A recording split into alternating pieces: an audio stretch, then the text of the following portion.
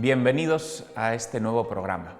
Hemos visto que Cristo fundó la Iglesia para seguir siendo la verdad, para seguir siendo el único pastor, el único maestro y el único salvador y santificador en medio del mundo. En la Iglesia y gracias a la Iglesia, Cristo sigue salvando. Y es la Iglesia con toda su vida la que transmite la revelación, porque la revelación, si bien su culmen, como veíamos en el último capítulo, es la Eucaristía y todo nace de la Eucaristía, cualquier acción de la Iglesia colabora en la transmisión de la revelación. Una madre que enseña a rezar a su hijo es la Iglesia transmitiendo la revelación.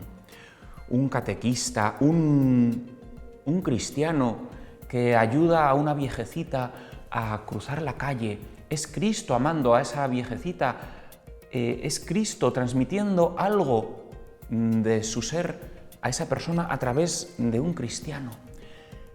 Toda la vida de la Iglesia, cuando es verdadera vida de la Iglesia, transmite la revelación. Pero hay distintas acciones. El concilio, llegado a este punto, una vez que ha transmitido esto que es fundamental, se va a focalizar en uno de los aspectos de la función de la Iglesia, en el llamado munus docendi, en el oficio de enseñar la verdad. Es decir, cómo Cristo sigue siendo el único maestro y el único que enseña la verdad a través de la Iglesia y de la sucesión apostólica. Entonces, digamos que se olvida de los otros aspectos, que tratará abundantemente en otros documentos del concilio, y se centra en ese munus porque ahí es donde va a entenderse la postura de la Sagrada Escritura, de la Biblia, que si os dais cuenta todavía no hemos hablado de ella. Todo este es el contexto para poder entender su función. Bien, ¿cómo enseña la verdad Cristo a través de la Iglesia? Por la tradición apostólica, que está a su vez indisolublemente unida a la sucesión apostólica. Porque la tradición apostólica, ¿qué es? Lo que han enseñado, tanto por escrito como oralmente, los sucesores de los apóstoles. Lo que ha enseñado Cristo, lo que han escuchado sus testigos, que son los apóstoles, y luego lo que estos apóstoles han ido transmitiendo a sus sucesores. Todo eso es la tradición apostólica. No puede ser de otro modo, porque los testigos de la intimidad de Cristo, de su verdad más profunda y de su autodonación, son sus amigos íntimos. Se lo dice en la última cena: vosotros sois mis amigos porque todo lo que he escuchado a mi Padre os lo he dado a conocer. Todo. No se ha reservado nada. Les ha abierto su intimidad absoluta. Y ellos, solo ellos, porque son testigos, pueden transmitirlo, y de hecho lo hacen. Y esa tradición apostólica es el tesoro donde se contiene la verdad de Cristo, la que Él enseña y la que la Iglesia tiene la misión de custodiar y transmitir a todas las gentes.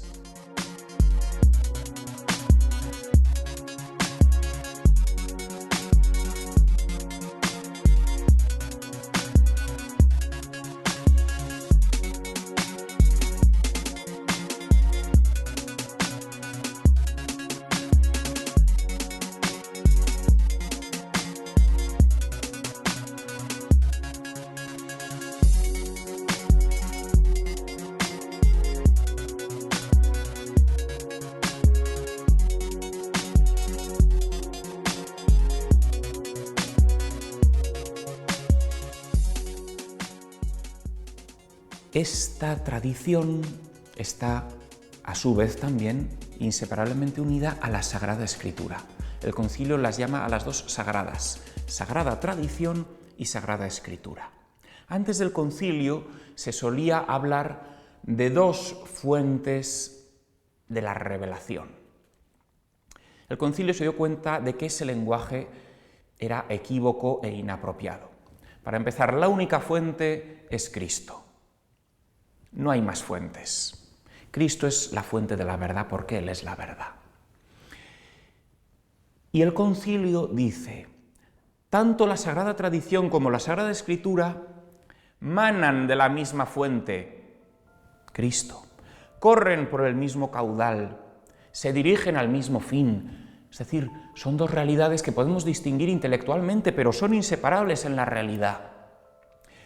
Porque de hecho, si nos paramos a pensar cuál es la naturaleza de la Sagrada Escritura, caeremos en la cuenta de que la misma Sagrada Escritura es un fruto de la tradición, o dicho de otro modo, la Escritura es tradición.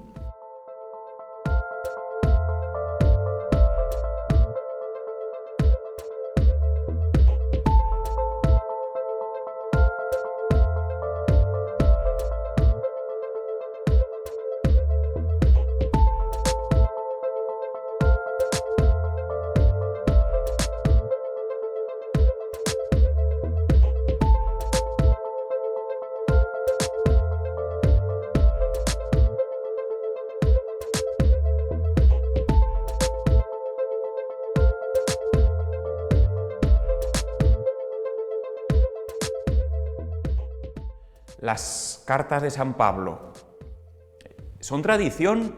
Un obispo que se llama Pablo, sucesor de los apóstoles, que escribe a una comunidad. Eso es tradición. El Evangelio de Marcos, ¿qué es?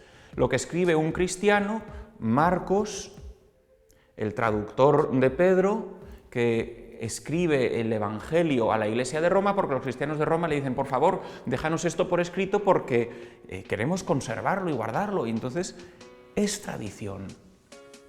No podemos perder, por lo tanto, de vista este dato. La Escritura no es ajena a la tradición. Es una realidad con ella.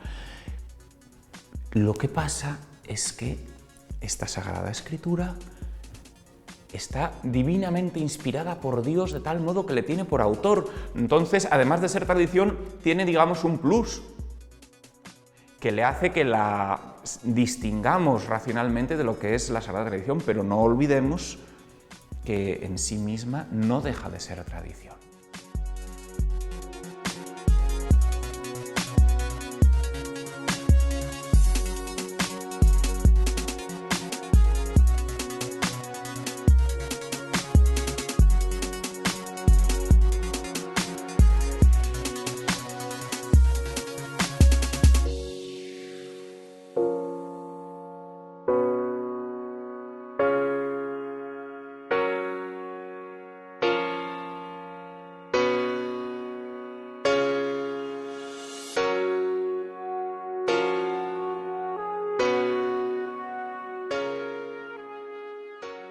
Pero hay un tercer elemento fundamental vinculado a estos dos elementos, el magisterio de la Iglesia. ¿Qué es el magisterio de la Iglesia? Pues es Cristo mismo que sigue en el presente enseñando la verdad a través de los sucesores de los apóstoles. El magisterio es la enseñanza de la verdad que hace Cristo a través de la Iglesia.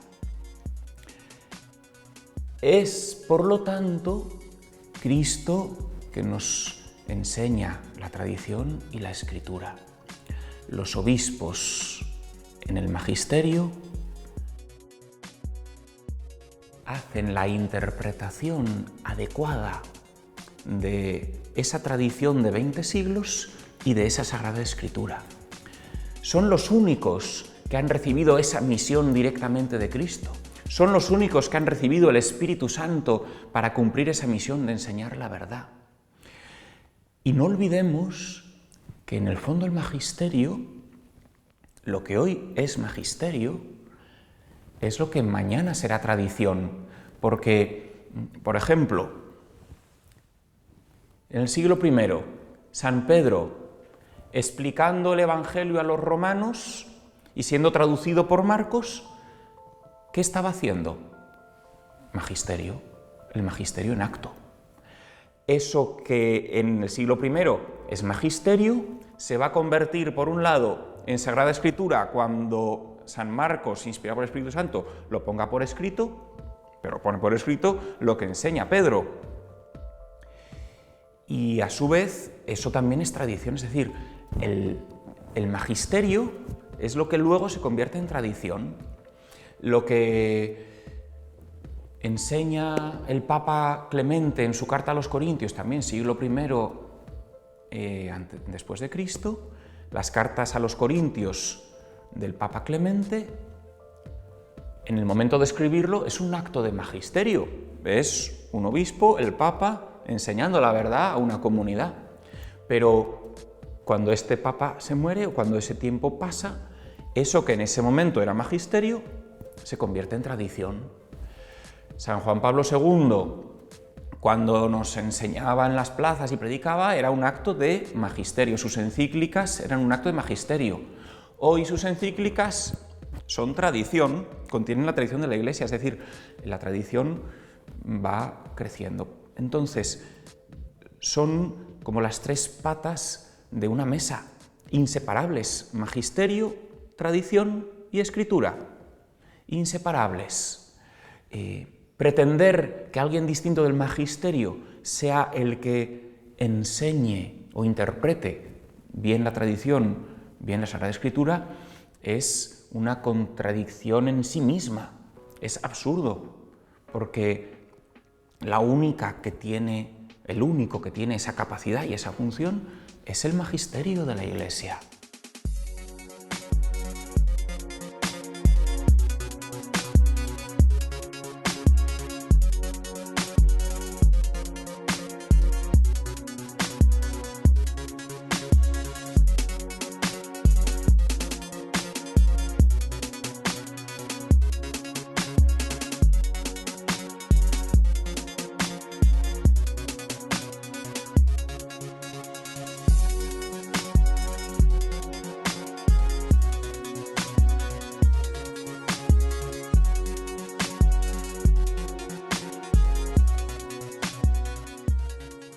Por eso, los tres unidos son una piedra angular en la enseñanza de la verdad, en la misión que tiene la Iglesia de transmitir la verdad como uno de los elementos de la transmisión de la revelación.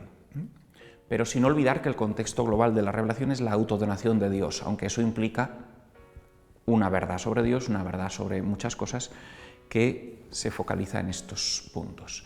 Bien, pues con esto concluimos el contexto que nos da el Concilio Vaticano II para poder entender lo que es la Sagrada Escritura. Ya en los siguientes capítulos, la Dei Verbum pues explicará las cuestiones clásicas de Escritura una vez que nos ha puesto en su lugar a la Biblia.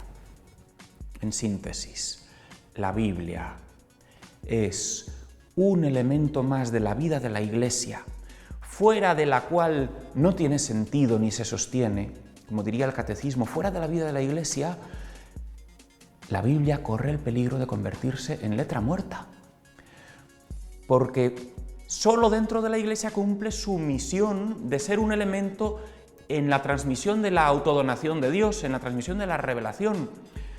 Fuera de aquella donde se transmite la revelación, fuera de la Iglesia, la Biblia deja de tener sentido y deja de cumplir su razón de ser, que es ayudar a que los hombres reciban a Cristo. Pues bien, los demás elementos de la Sagrada Escritura los veremos en los siguientes capítulos, pero no olvidéis lo más importante, que es este encuadre global que nos da la Dei Verbum. Hasta el próximo día.